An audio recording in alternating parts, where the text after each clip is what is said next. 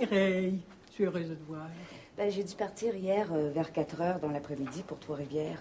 Il fallait que je voie la sous-location de mon appartement. Et le propriétaire ne tient pas responsable pour l'avenir. Ben, tant mieux, je suis contente pour toi. Mais dis-moi, Laurent ne travaille pas encore avec toi? Ben, ça m'inquiète. Qu'est-ce qui tient la place de contremaître?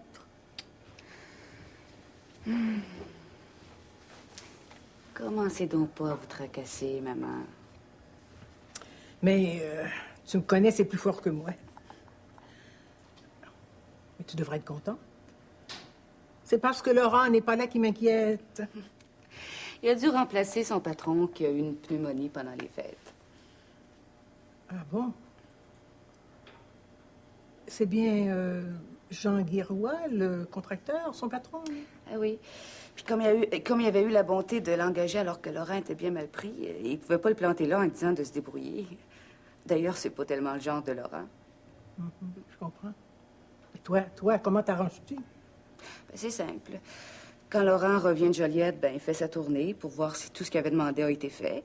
Ensuite, il prépare le programme du lendemain avec Gervais Richard, qui prend sa place pendant le jour. Mais il m'a bien promis que dès qu'il aurait fini ce chantier-là, il viendrait me rejoindre à la cimenterie à plein temps.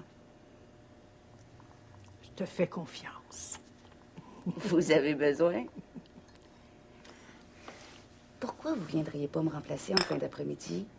Ce serait pas trop fatigant, puis moi, ça me permettrait d'aller signer mon nouveau bail. Tu crois? Tu voudrais que j'aille au bureau? Je vous envoie pas là pour vous épuiser de travail, là. Tout est à l'ordre. Vous pourrez même fureter partout à votre goût. Oh, Mireille.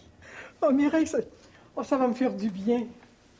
Mais crois pas que je veux aller là, pour écornifler, là, pour contrôler. Là, non, c'est pas ça.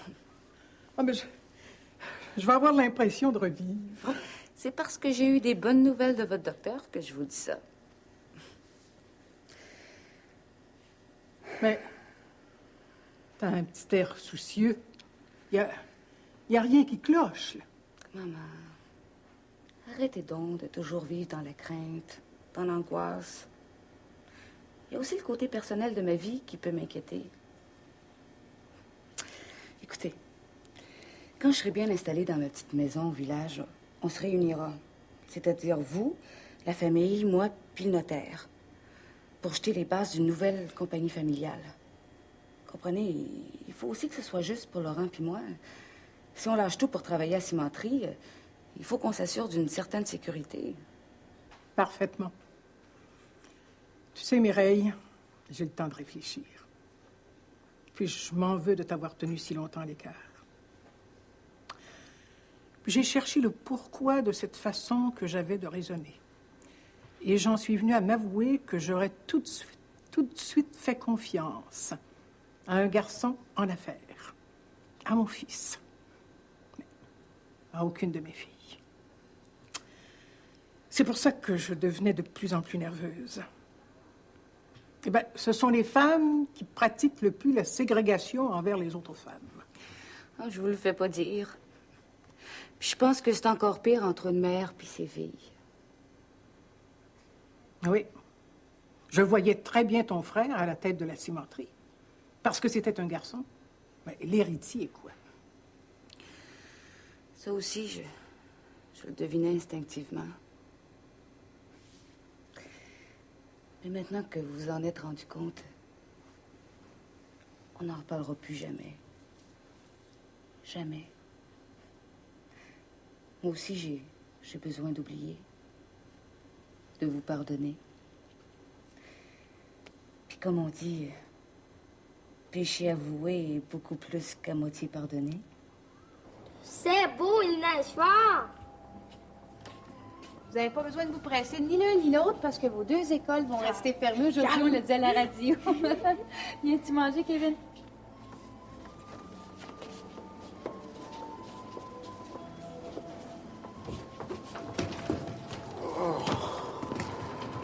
Oh, ben quel temps, hein? On a dû pelleter pour rentrer dans les bâtiments. Ben heureusement que c'est ma journée de congé parce que je pense que j'aurais eu pas mal de difficultés à me rendre au travail. Ah, Anouk. Peux-tu bien me dire où t'as encore mis mon rasoir, hein? Ton rasoir? Oui, je le cherche depuis hier soir. Et puis, fais aller tes méninges un peu. Hein. J'ai pas envie être obligé de me faire pousser une barbe à cause de toi. Moi. Oh mon Dieu, j'espère que non. Ben, énervez-vous pas, il est dans ma chambre, le rasoir, j'allais le chercher. Veux-tu bien me dire à quoi ça te sert, un rasoir, toi? T'as pas d'idée? Je me rase les jambes comme toutes les femmes. T'as pas déjà des poils ces jambes au point de te raser? Ben oui, figure-toi donc. Puis si tu me donnais de l'argent pour que j'en ai un bien à moi, j'arrêterais de chipper le tien. J'ai ça autant que toi. Il était question que j'aille magasiner cet après-midi à Joliette avec François. Je pense bien que ce sera pas possible. Joseph, si je sors cet après-midi, est-ce que tu seras à la maison? Ben, j'ai 2 visites à faire aujourd'hui. Pourquoi? Mais je voudrais pas que les enfants restent seuls. Oh, maman, tu me prends pour quoi? À l'âge que j'ai, je peux garder tout de même. Oh, quand est-ce que vous allez finir de me prendre pour un bébé?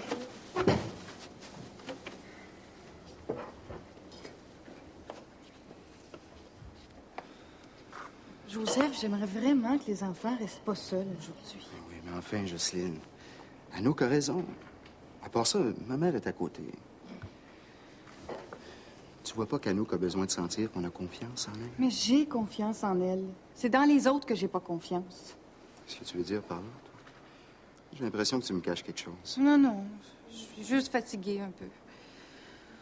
Oh, je pense que je vais tout simplement téléphoner à Françoise puis lui demander qu'elle vienne me rejoindre cet après-midi si les routes sont ouvertes.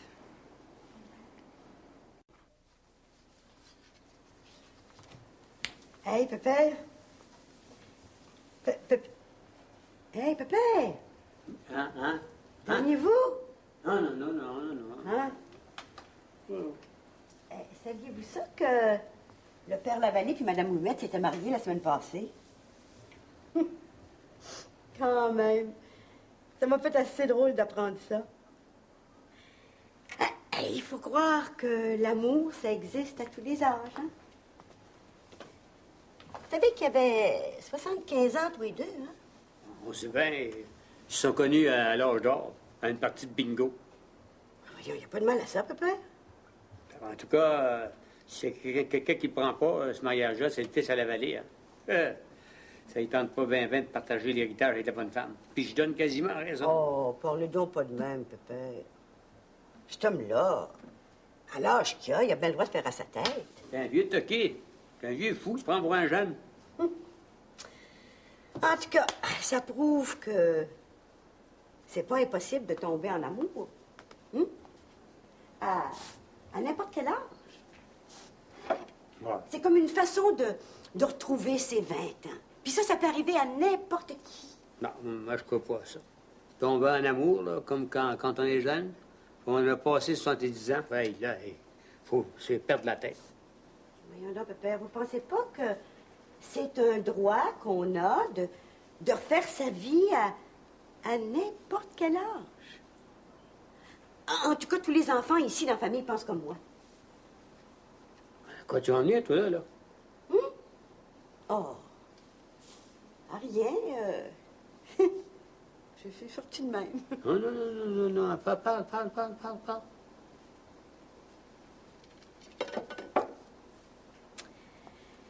Mais pépère, j'ai pensé que...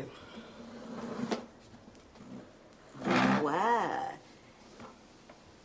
si ça vous arrivait d'avoir des idées de mariage, il n'y a personne ici dans la famille qui serait contre. De mariage? On n'est pas ce terre-là, pépère. Celle Marguerite, c'est une bien bonne personne. Bien éduquée. Bien aimable. Alors, si ça vous arrivait, des fois, d'avoir des envies de la prendre comme compagne, il me semble que vous vous sentiriez moins seul. Seul? C'est toi, ma Jeanne, qui me dit ça? Mais voyons donc, pépère. Vous voyez Mme Marguerite quasiment tous les jours, ou ben donc ici, ou ben donc chez elle. Ah, oui, entendu. Mme Marguerite, c'est une amie, une très bonne amie. Bon. Puis comme il s'agit d'une femme, là, tout le monde pense que je veux renverser ma Rose de Belle. Oh, pas du tout, papa, pas du tout. Comprenez donc. Ça m'est jamais amené l'idée de recommencer ma vie. Ça m'est jamais amené l'esprit. C'est vous autres qui pensez ça dans la famille. Bon. Je m'excuse, pépère, vous ai fait de la peine. Je voulais seulement que vous vous sentiez pas comme le père Lavallée avec son fils. Ah, ben ça, il n'y a pas de crainte, hein. Il n'y a rien qu'un vieux fou. Hein, non. Comprenons donc toute la gang. Quand on a aimé comme j'ai aimé ma Rosabelle, hein, on pense pas à recommencer sa vie. Comprenez ça, toute la gang, là. En faisant Marguerite, c'est une amie, un point, c'est tout. Va-tu falloir que je vous fasse un dessin?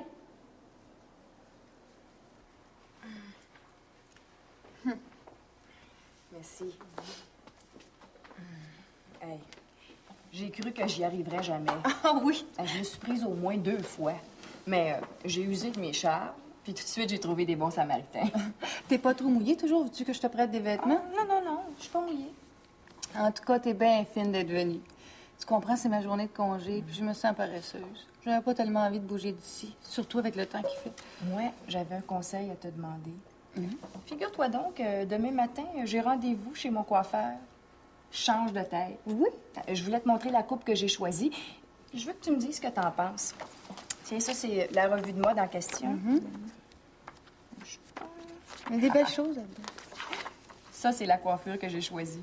Ah, ça va me donner plus de style, plus de piquant. Non, c'est vrai. Je trouve que ça devrait t'aller bien. Ben, Jocelyne, dis-moi pas ça à la légère. Je veux pas avoir l'air d'une folle, là. Je suis venue ici pour avoir ton opinion. Ben, c'est vrai que c'est une coupe assez difficile, je dois l'admettre, là, à porter. En tout cas, moi, je me vois pas avec ça. Mais toi, t'as les traits pas mal fins. Ça devrait être joli. Non, vraiment, ça devrait être beau. Maman, moi puis Kevin, on sort. On va faire un phare dans la neige. Anouk va m'aider. Après, j'emmènerai Jean-François dans mon phare. Vous allez jouer dehors? Bon, c'est correct, mais éloignez-vous pas. Tu veux qu'on aille? En tout cas, allez pas à l'avant de la maison. Allez plutôt vers l'arrière, vers les grands-parents. Non, inquiète-toi pas. Bye, François. Éloignez-vous pas, là. Vous avez compris?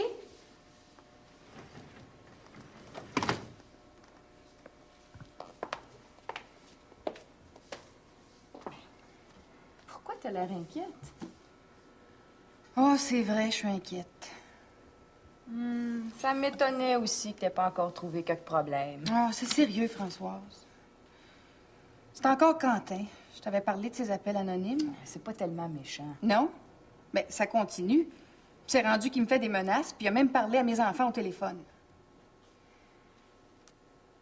Ces gars-là, c'est des petits faiseurs. Quentin a quelque chose de bizarre dans sa façon d'agir et de parler. Il est pas normal. Ben, voyons donc, tu te racontes des histoires. Non, je sais ce que je dis. Je suis même allée manger au restaurant avec lui.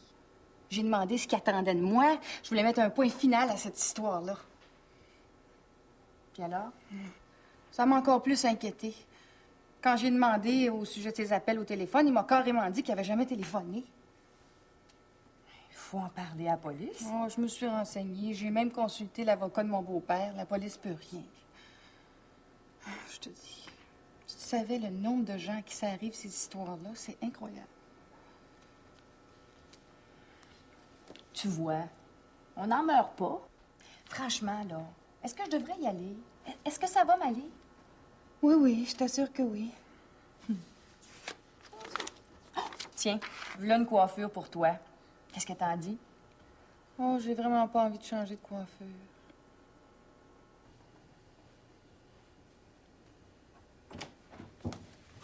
Bon, ben ça y est. Mon inspection est faite, ça a bien marché. J'ai même eu le temps de parler avec Gervais. Merci, Laurent. Je te dis que t'as pas mal d'ouvrage ces temps-ci, toi. T'es tellement efficace. Ouais, mais je suis bien fatigué. C'est normal. Moi aussi. Mais je trouve que la fatigue te va bien. Hein, comment ça? T'as pas remarqué que depuis 3 semaines, tu parles plus de malaise, d'angoisse? Ouais, c'est vrai. Manque de temps, je suppose. J'ai été signer notre nouveau bail. On peut rentrer dans notre petite maison du village. Ouais, mais tu devais m'attendre. Maman est venue garder au bureau, j'en ai profité. Le propriétaire commençait à s'impatienter. Comme ça, t'es toute seule responsable du loyer. Là. Quelle importance. Ouais, ça me donne de l'importance. Je suis là, moi, après tout. Toi, tu rejoins ma mère. Pauvre femme. Elle m'a enfin avoué qu'elle aurait très bien vu Marcel à la tête de la cimenterie, mais au grand jamais, aucune de ses filles. Elle t'a dit ça? Ben oui. Elle m'apprenait rien. Il y a longtemps que j'avais fait remarquer, mais... Qu'elle me l'a avoué aujourd'hui, ça prouve un revirement. Je pense que maintenant, on peut voir l'avenir avec confiance. Ah, si la conjoncture économique ne rechute pas trop, c'est vrai qu'il y a un bon espoir. Mais moi, il faut que je fasse attention de ne pas me laisser aveugler là, par ta façon de voir. Je veux bien t'aider à refaire l'image de la cimenterie, mais sur une courte période, j'ai jamais voulu passer mon existence dans le pot d'un contremaître. Moi. C'est ma faillite qui m'a forcé à ce compromis-là. D'autant plus que j'ai bien l'intention de prendre ma revanche dans les affaires. Je me demande si me réembarquer avec toi, là... Je me demande si ce serait pas une erreur. Je risque d'y reperdre mon indépendance. Qu'est-ce que tu veux dire par ton indépendance? Ben, en juin, j'ai retrouvé le droit de me lancer dans l'entreprise privée. Ben oui, mais en attendant, il faut que tu travailles. T'as de lourdes charges. T'as besoin de faire des économies pour investir. Que tu travailles ici ou chez Jean Guiroy, je vois pas la différence, sauf qu'ici, t'es avec moi. Tu m'aides à revaloriser quelque chose qui est déjà créé, dans laquelle un jour tu pourras mettre des capitaux. Puis je veux que dans la nouvelle structure de l'affaire, t'aies ta place. Ça sera pas facile à imposer à ta famille, ça. Fais-moi confiance. Termine ton travail avec Jean Guiroy, puis ensuite tu t'installeras ici. Ouais. Bon, ben, laisse-moi faire mes preuves. Contre-maître, je veux bien, mais pour un temps. Tu sais à quoi je m'emploie en ce moment? C'est pour ça que je veux pas déplaire à Jean-Guy. De quoi tu parles? Je suis en train d'essayer de convaincre Jean Guiroy de faire affaire avec la cimenterie pour tous ses contrats. C'est comme ça que je t'ai toujours imaginé. Et que je suis donc contente de pas m'être trompée.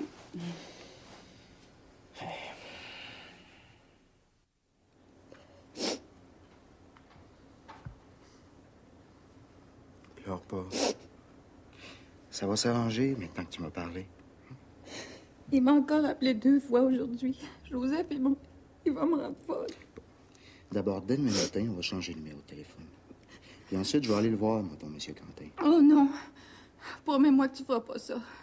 J'ai peur que ça le rende encore plus méchant, puis qu'il s'en prenne à toi ou à nos petits. Oui, non, Jocelyne. Tu sais bien qu'il ira pas jusque-là. Je te le répète, il est pas bien, cet homme-là. Faut faire attention. À mon avis, je crois pas qu'il y ait du danger, ni pour toi, ni pour les enfants, ni pour personne. Et... on va peut-être appeler la police. Oh, ça donne rien, je me suis renseignée. La police, avec un gars comme ça, tant qu'il fait rien, ils peuvent rien.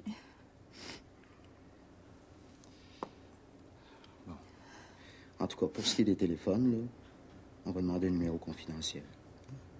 C'est simple, puisque mes téléphones d'affaires arrivent au bureau de Lacroix, Joliette. Je reste convaincu que la meilleure chose, ce serait de voir ce bonhomme. Non, Joseph, je te le répète. J'aurais trop peur pour toi. Oh. Depuis que je l'ai laissé, on dirait qu'il perd les pédales. On dirait que j'y appartiens. Non, arrête de m'en parler. Tu me donnes rien que le goût d'aller casser la gueule. J'étais tellement sûre d'être capable de me défendre toute seule. Mets-moi au courant de tout dans les jours qui vont venir. Hein?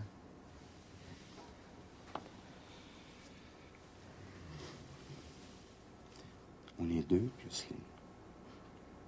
Avant tout, c'est ça qu'il faut que tu te dises. Bon. T'as raison. Allons-y maintenant. Ma mère nous attend pour souper. Pas trop. Toi, Jocelyne, en veux-tu une petite goutte Oh encore? non, merci. J'ai tout ce qu'il me faut. Comme toujours, quand je mange chez vous, là, j'ai le ventre plein. Ah, voyons. C'était très bon, maman. Ah, oui. Merci. Merci. Maman mange tellement mieux ici parce que chez nous, elle fait pas à manger. Oh. Ouais. Tu vas en faire à manger, toi, en venant de l'école? Ouais. T'en faisais bien dans le temps, et ta grand-mère? Ben, OK, mais il va falloir que j'aille faire un petit peu le marché parce que quand j'arrive chez nous, il manque tout le temps quelque chose. Bon, ça y est, elle va encore me gronder.